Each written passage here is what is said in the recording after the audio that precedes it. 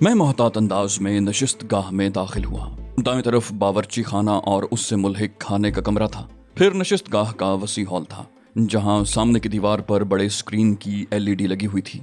उसके काफी बाएं एक राहदारी थी जो नशिस्त गाह के बैरूनी दरवाजे की तरफ जाती थी। मजीद बाएं और पीछे की तरफ करके एक कमरे का दरवाजा नजर आ रहा था और मेरे अंदाजे में वही रमेश बाबू का कमरा था, क्योंकि वो आखिरी कमरा था। पहले तो मैंने राहदारी में घुसकर दाखिली दरवाजा अंदर से कुंडी किया ताकि कोई दुश्मन मेरी बेखबरी में मेरे सर पर न पहुंच जाए, और फिर आखिरी कमरे की तरफ बढ़ गया। दरवाजे के पास पहुंचते ही कानों में ऐसी आवाजें गूंजी कि बगैर देखे कमरे का मंजर रोशन हो गया था।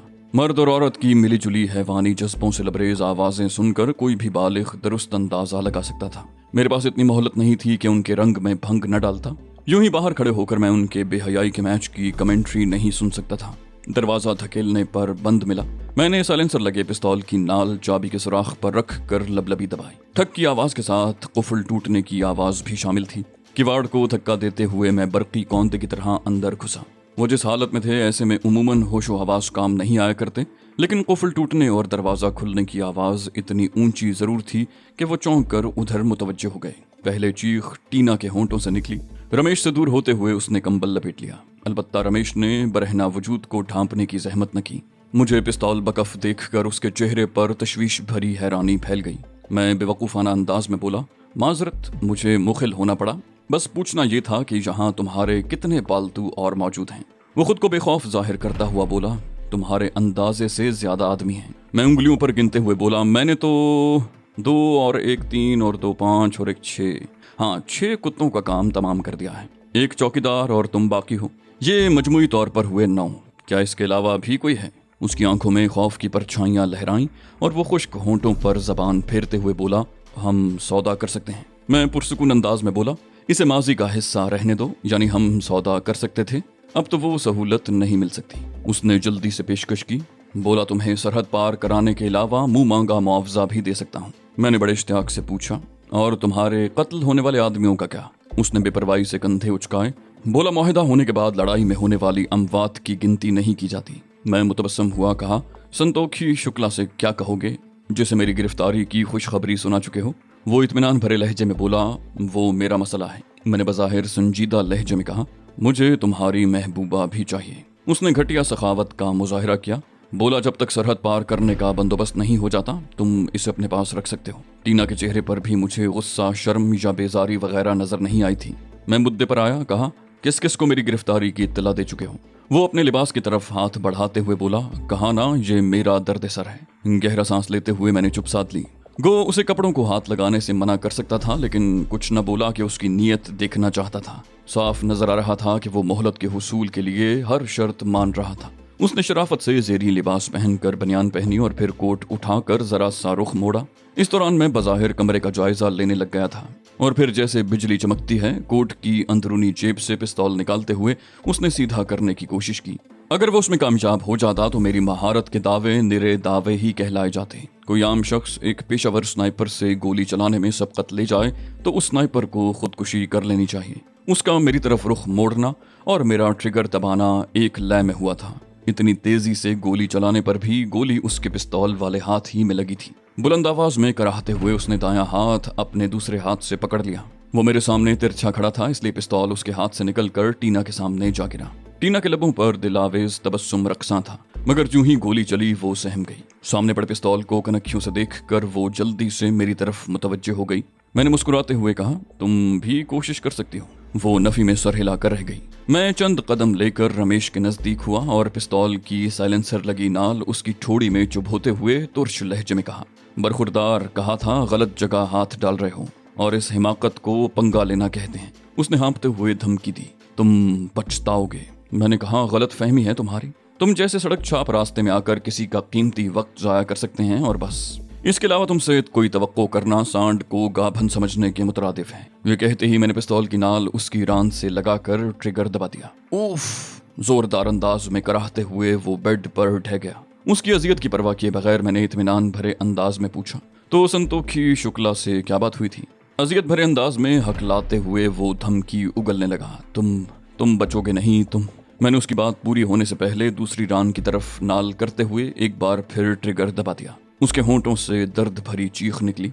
मैं पिस्तौल की नाल उसके बाजू की तरफ तानते हुए मुस्तफसिर हुआ। क्या पूछा है? वो गोया गिड़गिड़ाते हुए मिनमिनाया। मैंने बस इतना बताया है कि SS नामी स्नाइपर मेरे कब्जे में है। मैंने इत्मीनान भरे अंदाज में पूछा। किसे? संतोखी शुक्ला को। उसने नफी में सर हिलाया। बोला, ज़ेरे ज़मीन हलकों में कुछ खास ब्रोकर होते हैं जो ऐसी खबरों की तशहीर करते हैं। एक ऐसे ही ब्रोकर को ये पैगाम दिया है। मैंने पूछा, क्या उसे मालूम था कि संतोखी शुक्ला ने मेरी सुपारी दे रखी है? उसने इस बात में सर हिलाया।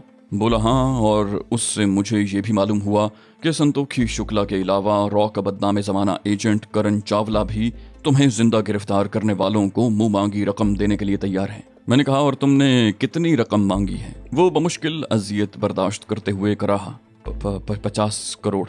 वक्त गुजरने के साथ न सिर्फ उसकी तकलीफ में इजाफा हो रहा था, बल्कि खून बहने से कमजोरी और नकाहत भी बढ़ती जा रही थी, और अगर उसी रफ्तार से उसके जिस्म से खून बहता रहता तो वो जल्द ही अपने मरने वाले साथियों के पास पहुंच जाता। और मैंने उसे कत्ल करने का फैसला कर लिया था, इसलिए फकत सवालात पूछने पर ध्यान रखा। मैंने कहा, क्या उन्हें तुम्हारे ठिकाने का इल्म है? उसने नफी में सर हिला दिया। मैंने अगला सवाल पूछा। ब्रोकर से अपने मोबाइल फोन नंबर से राब्ता किया था। उसके होंठों से बमुश्किल निकला, हाँ। उसी वक्त टीना ने झिझकते हुए अंदेशा जाहिर किया।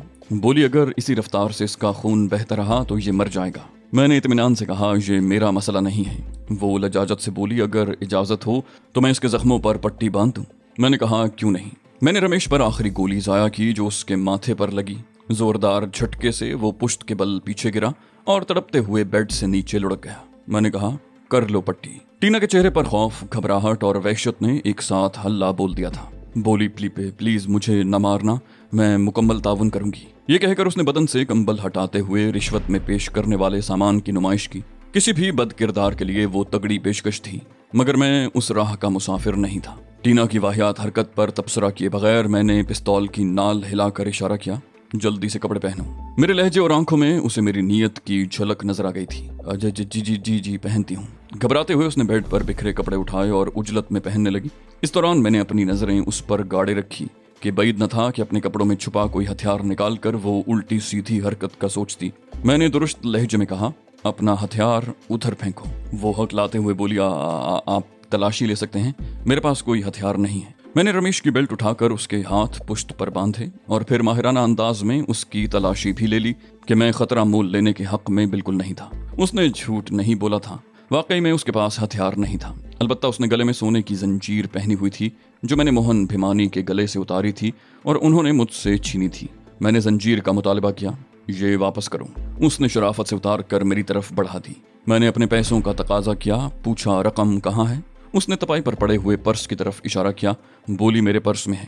पर्स खोलकर पैसे अपनी जेबों में मुंतकिल करते हुए मैंने पूछा, यहाँ तुम लोगों की तादाद कितनी थी?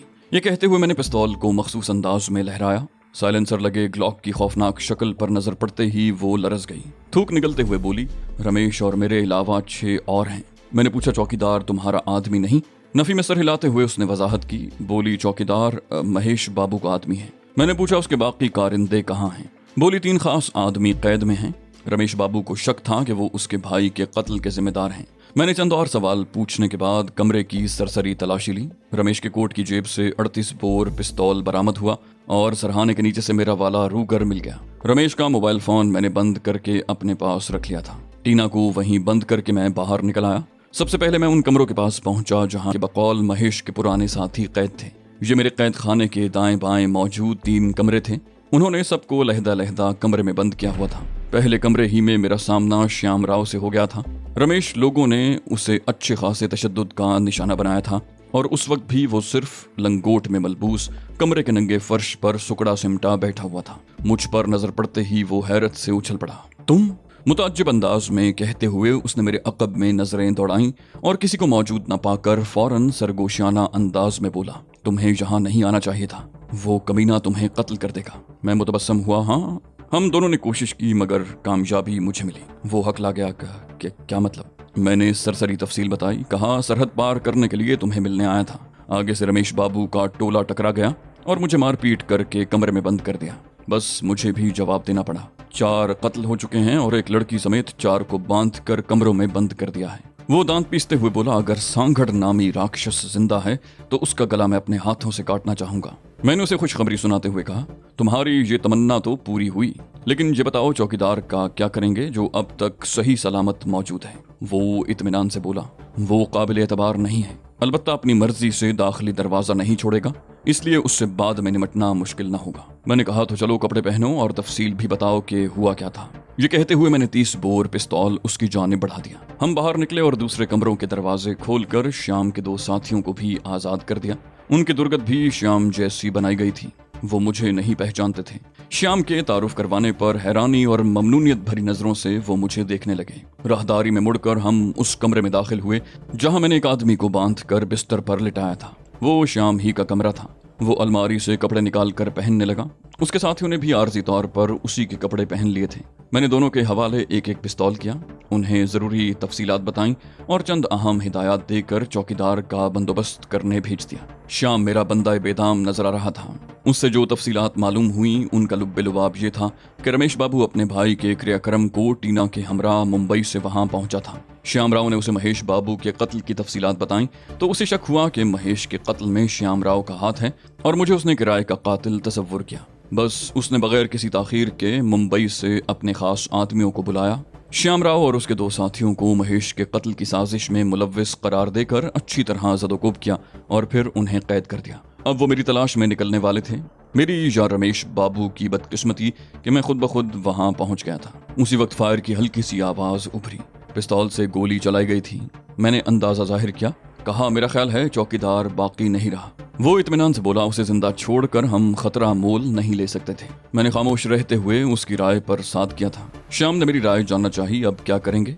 मैं बेनियाजी से बोला, इस सारे मामले से मेरा कोई लेना देना नहीं है। मुझे सरहद पार जाना है, बाकी तुम जानो और तुम्हारा काम। वो तफसील बताते हुए बोला, महेश भाई की मौत के बाद महाराज मंजीत मित्रा की कॉल आई थी। आपके बारे में पूछ रहे थे कि सरहद पार कर ली या नहीं। मैंने हादसे के बारे में इत्तला देते हुए वजाहत की थी कि अब हफ्ते आध के बाद ही रवानगी हो सकेगी। दोबारा उनकी कॉल नहीं आई। मैंने अंदाजा लगाया कि मंजीत मित्रा असल में दिनेश राम या उसका कोई करीबी साथी है। कहा, उन्हीं ने महेश बाबू को मुआवजे की अदायगी की थी ना। श्याम राव ने कहा, हाँ, मुआवजा अदा हो चुका है। महेश बाबू की हत्या की वजह से गुज़श्ता हफ्ते सरहद पार जाने वाले पार्सल नहीं जा सके। मैं कल जाकर बंदोबस्त करता हूँ। आपके अलावा 12 पार्सल और भी हैं। मैंने हैरानी से कहा, पार्सल? उसने इस बात में सर हिलाया, बोला, जिन्हें हम सरहद पार कराते हैं उन्हें कोड में पार्सल कहते हैं। मैंने पूछा, कैदियों के साथ क्या सलूक करोगे?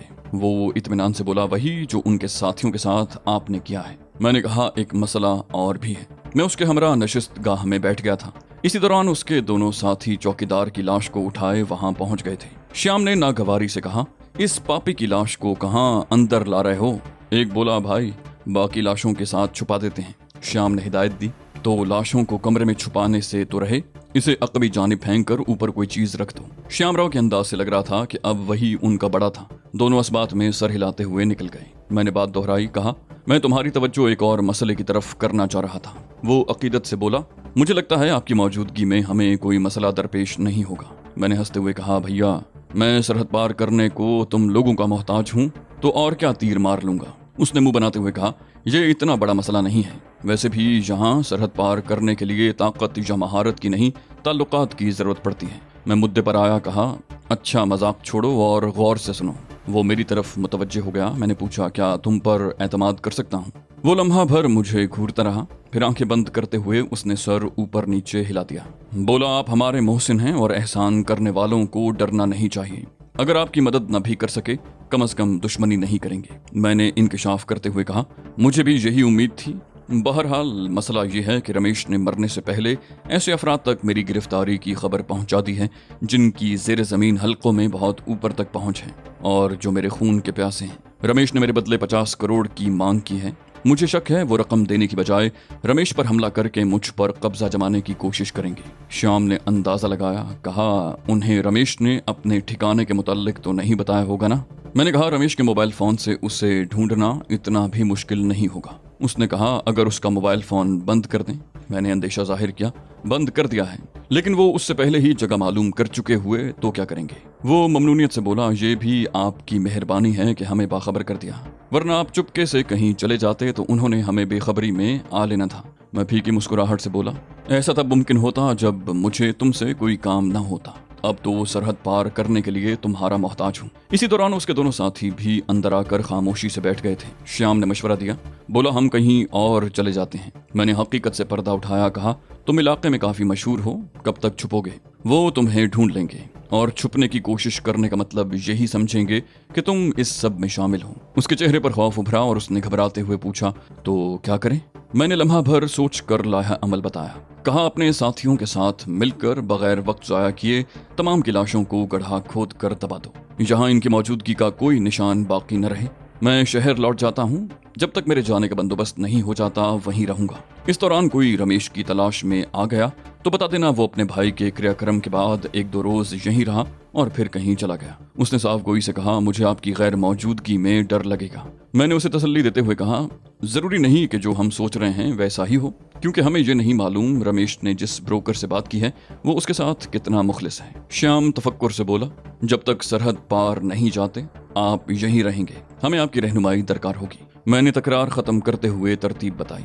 कहा मैं तुम्हारी जीप ले जा रहा हूँ ताकि शहर से अपनी राइफल ले आऊं। अगर दुश्मन का सामना ही करना है तो हमारे पास मुकाबले के लिए हथियार तो पूरे होने चाहिए। इस दौरान तुम लाशें और उनका दूसरा सामान छुपा दो। अगर तुम्हारे और साथी भी हैं तो उन्हें भी यहीं बुला लो। श्याम ने तशवीश भरे अंदाज में पूछा, आप कब तक लौटेंगे? मैंने इत्मीनान से कहा, उम्मीद तो है तुम्हारी लाशों से जान छुड़ाने तक आ जाऊंगा। तो दोस्तों ये थी हमारी आज की एपिसोड। उम्मीद करते हैं आपको हमारी कहानी पसंद आई होगी। जाने से पहले इस वीडियो को लाइक कीजिए और शेयर करना मत भूलिए। कमेंट करके हमें बताइए कि आपको हमारी वीडियो कैसी लगी, और अगर अभी तक आपने इस चैनल को सब्सक्राइब नहीं किया तो इसे सब्सक्राइब कीजिए और बेल आइकन दबाकर ऑल नोटिफिकेशंस ऑन कर लीजिए।